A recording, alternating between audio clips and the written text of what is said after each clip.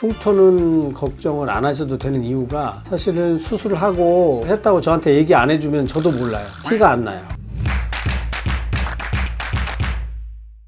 소음순 수술에도 부작용들이 좀 있을까요? 솜순 수술의 부작용은 교과서적으로는 좀 많은데 염증, 출혈, 부종, 봉합한 상체 개방이라든지 그런 부작용이 있을 수는 있는 걸로 돼 있지만 그렇게 흔한 건 아니고요. 가장 많이 물어보시는 게 솜순 수술 자국, 흉터가 많이 남느냐를 많이 물어보세요. 근데 요즘은 수술 방법이나 기술이 많이 발달돼 가지고 솜순 수술 흉터가 남지 않을 수 있습니다. 1, 2년 지나면 절대 알 수 없고요. 통증도 며칠 지나면 점점 좋아지고 3, 4개월 정도 지나면 모양도 자연스러워지고 감각도 다 돌아옵니다. 그렇기 때문에 부작용은 특별히 걱정 안 하셔도 될 것 같습니다. 수술할 때 어려운 게 있을까요? 솜순 재수술은 모양이 마음에 안 들어서 재수술을 원하시는 경우가 있습니다. 그러니까 애초에 수술을 할 때 너무 짧게 자르면 재수술하기가 힘들기 때문에 적당히 자르고 남겨놔야 재수술할 수가 있거든요. 선생님들마다 노하우겠지만은 완전히 짧게 자르면은 그 다음에 재수술하기가 너무 불편합니다. 처음에 좀 남겨놓고 수술하는 게 노하우입니다. 레이저,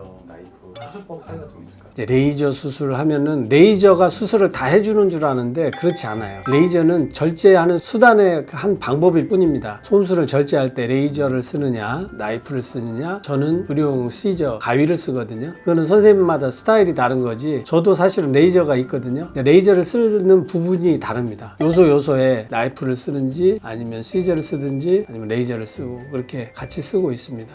도구에 따른 통증 차이 같은 건 없을까요? 그런 거는 별로 없어요. 없습니다. 통증을 환자들이 잘 못 느끼나요? 수면 마취하고 국소 마취를 하기 때문에 환자분이 깰 때쯤이면 다 끝나 있습니다. 수술 중에는 당연히 통증을 못 느끼고요. 수술 후에는 진통제나 무통 기계를 달아주기 때문에 환자분이 전혀 통증에 대해서는 뭐 걱정 안 하셔도 됩니다. 흉터 걱정을 하시는 분들한테 해주신 말씀 있을까요?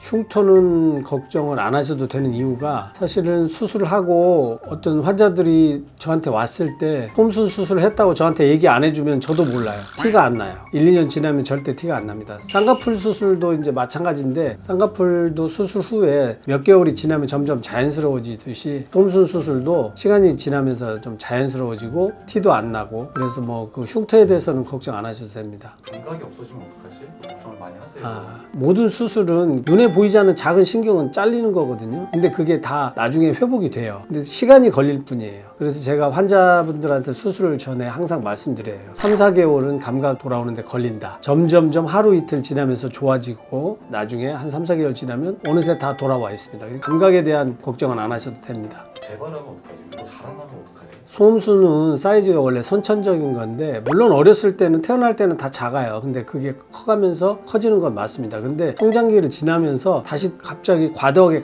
자라는 법은 없습니다. 한번 수술을 하고 나면은 조금은 늘어날 수 있지만 그게 다시 수술을 해야 될 정도로 다 원상복귀되고 그러는 법은 없습니다. 걱정 안 하셔도 됩니다. 수술 후에 소변이 빽빽빽 나가거나 이런 것들은 수술 후에 소변 방향이 달라지는 이유는 처음 그게 부작용이거든요. 부어서 나중에 그 요도를 막기 때문에 뭐 옷에 묻고 이런 경우가 있을 수 있습니다. 부작용 중에 하나입니다. 근데 그거는 수술 후에 걱정 안 하셔도 되는 이유가 몇 달이 지나면 역시 그것도 부기가 다 빠지고 나면은 다 해결이 되는 문제입니다. 소변 보니까 아프지는 않아요. 소변은 사실은 상관이 없습니다. 소변은 요도에서 나오는 거기 때문에 소음순을 안 걸치고 나오는 거니까 괜찮습니다. 선택할 때 결정해야 되는 사항이 뭐가 있을까요? 수술에 경험이 많은 그런 선생님에게 수술 받는 게 아무래도 또 결과가 좋을 거라고 생각됩니다. 환자분이 뭐 판단하기 힘들다면 동네 아무 산부인과나 가서 추천을 받아도 됩니다. 그 선생님이 못 하시면 다른 선생님을 아마 추천해 주실 겁니다. 그래서 좀 경험 많은 산부인과 전문의에게 가서 수술 받는 게 도움이 될 거라고 생각합니다. 저는 뭐 활동하고 계시는 산부인과 선생님들 중에 경험이 많은 축에 들어갈 걸로 생각합니다. 오랫동안 수술을 많이 했기 때문에 그걸 바탕으로 강의도 하고 수술도 많이 시연하고 그랬던 것 같습니다. 하시고 싶으신 말씀 혹시 있으실까요? 여성 성형 수술이 다 그렇지만은 정보가 많은 와중에 잘못된 정보를 받을 수가 있거든요. 영상을 통해서 정확한 지식을 전달받고 또 현명한 선택을 해서 좋은 치료를 받으시기를 바라는 마음입니다. 구독, 좋아요, 알림 설정 부탁드립니다.